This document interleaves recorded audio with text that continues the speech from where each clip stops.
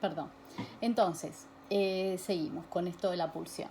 Veníamos diciendo que la pulsión es parcial y se satisface en objetos parciales.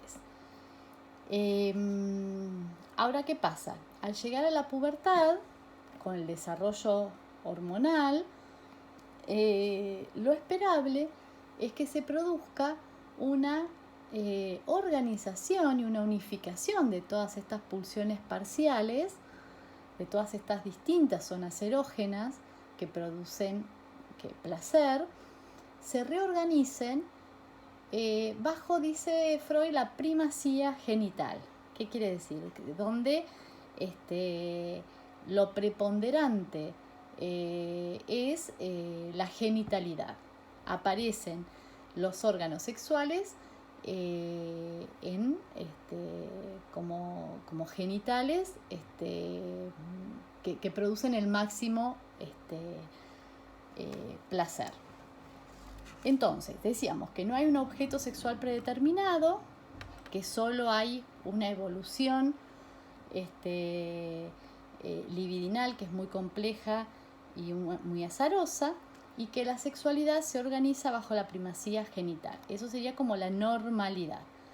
Y eso implicaría que el reconocimiento de los genitales en la pubertad lleve a que la satisfacción no sea autoerótica, sino que tenga que ver con el encuentro con el otro, y la culminación de ese encuentro sea en el acto sexual. O sea, se pasa, ustedes esto lo habrán visto con Silvina, este recorrido libidinal del autoerotismo, el narcisismo, ¿no?, hasta llegar en la pubertad a la elección de objeto.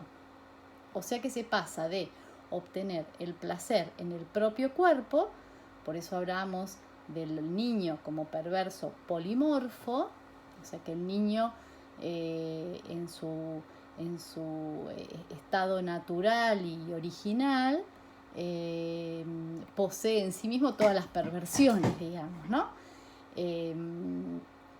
Entonces decíamos que de ese autoerotismo y ese satisfacerse en su propio cuerpo, eso va desarrollándose, evolucionándose, haciendo su camino, hasta llegar en la pubertad a la elección de objeto, o sea, la necesidad del encuentro con el otro cuerpo para obtener satisfacción.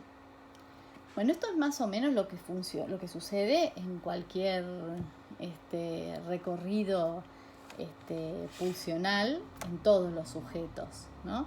Ahora vamos a ver qué pasa en la perversión, que es lo que nos convoca ahora. Decíamos que entonces el niño, por definición, es un perverso polimorfo porque obtiene satisfacciones en su propio cuerpo, en diferentes zonas erógenas, y que no hay una unificación de todas esas zonas erógenas bajo la primacía genital. Eso sucede, decíamos, después de la pubertad. Ahora, ¿qué pasa si el niño desarrolla una perversión infantil? O sea, les cuento un caso que una vez vi de un nene que ya tenía como 10 años cuando yo lo vi, y los padres me contaban que cuando era muy chiquito, desde muy chiquitito, él empezó a manifestar problemas de ecopresis. En realidad no era de ecopresis, era de constipación, era al revés, ¿no? Un nene que padecía de constipación desde los 2 años, una cosa así. Nunca lo habían podido revertir esa situación con tratamientos, con montones de cuestiones médicas, con alimentación. Claro, cuando me empiezan a contar, lo que ellos contaban es que de chiquito él empezó se le empezó como a complejizar ese síntoma. Lo que al principio era, bueno, retener un poco la caca y eliminarla, a veces había pasado hasta 15 días sin hacer caca. Después empezó a ver, empezó a armar como cierto ritual. Cuando yo lo veo, que lo vi un tiempito nada más y que no sé después qué puede haber pasado con este chico, aunque puedo imaginarme, él necesitaba para hacer caca una serie de condiciones. Hacía en determinado momento del día, cuando pasaban determinada cantidad de días, yo ahora no recuerdo porque hace muchísimos años de esto, pero no sé si tenían que pasar, supongámosle 16 días, una cosa así muy puntual. Ya eran los 16 días, necesitaba ir a un determinado lugar de la casa, que en realidad era como un galpón que había en el fondo de la casa, tenía que llevar un papel de diario que se lo tenía que llevar la mamá. La mamá tenía que hacer determinada cosa, un ritual que él armaba, y el papá no sé qué cosa. Bueno, había una serie de cuestiones que se tenían que cumplir para que él pudiera hacer 3 oretitos, porque lamentablemente era así. Bueno, ¿esto qué indica? Este niño en su infancia tuvo una fijación enorme a la etapa anal. Evidentemente su pasaje por la zona erótica, la zona así erótica del ano, y la constipación y el expulsar le generó a él un placer supremo que quedó fijado en esa etapa, que sí, después siguió su camino, pero nunca abandonó ese placer parcial, infantil, y con una fijeza que además después se fue, en vez de que eso se fuera abandonando, se fue consolidando. Y ya a los 10, 12 años era un chico con este tipo de conductas, que bueno, ahora les voy a decir lo que yo creo que, o sea, lo que creo que se transformó después en un perverso. Ahora después vamos a ver. Quiere decir que esta conducta, que a lo mejor era, entre comillas, esperable, normal, a determinado momento de su desarrollo libidinal, al no haber sido reprimida, dice que hay tres posibilidades de lo que se debería suceder ante una conducta perversa en un niño. O se reprime, o aparecen reacciones, formaciones reactivas, como pueden ser, qué sé yo, a él le podría haber aparecido el asco o la escrupulosidad, ¿no? Ser muy limpito, muy pulcro, por ejemplo, o la sublimación, que puede haber alguna conducta, no para nada sexual, pero que canalice, digamos, eso que a él le pasaba en ese acto perverso. Cuando no sucede ninguna de estas tres cosas, o sea, no hay ni represión, ni formación reactiva, ni hay sublimación, lo más probable es que esa perversión infantil se transforme luego en una conducta perversa adulta. Bueno, hasta ahí vamos. Una cosa es que en una sexualidad adulta, neurótica, podemos decir, porque ya dijimos que la normalidad no existe, haya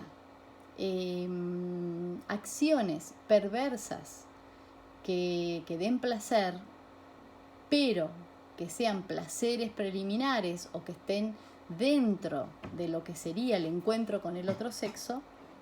Y otra cosa es tener una posición perversa.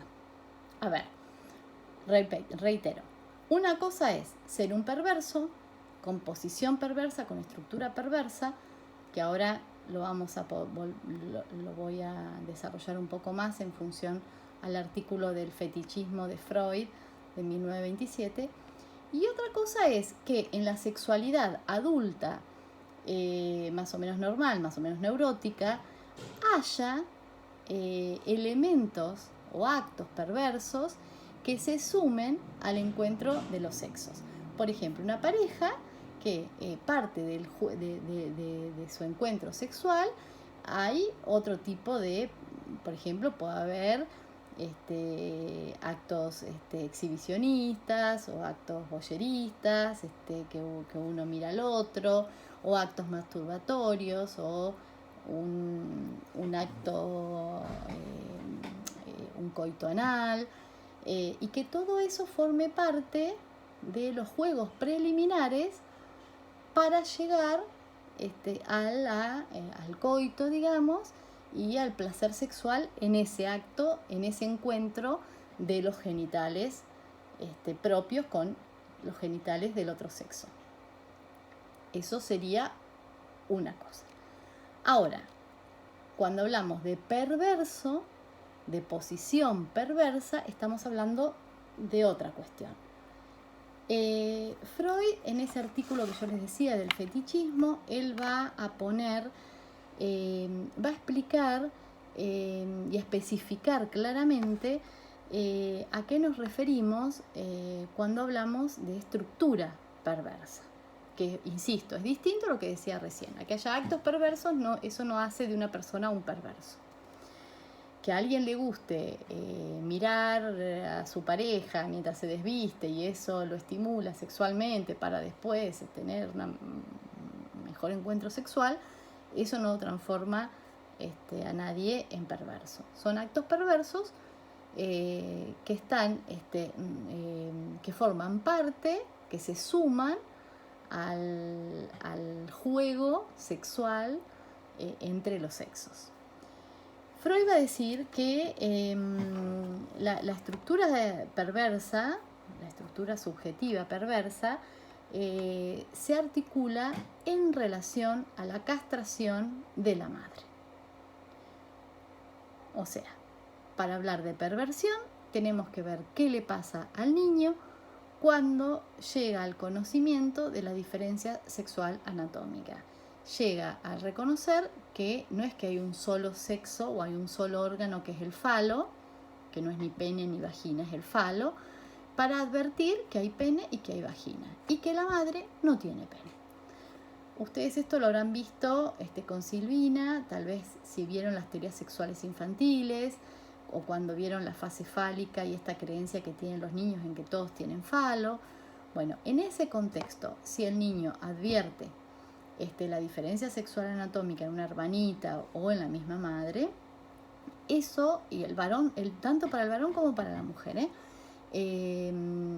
lo que pasa es que hay más fetichistas varones que mujeres, pero también es para varones o mujeres.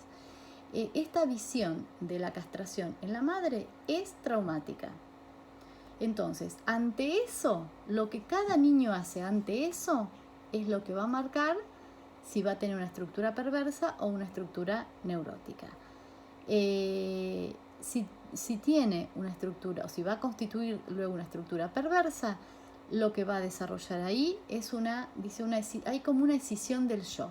Hay una parte del yo que reconoce la castración en la madre, pero otra parte que la desmiente, la tapa, la oculta porque por lo traumático de la situación. ¿Y qué viene a tapar la castración en la madre? El fetiche.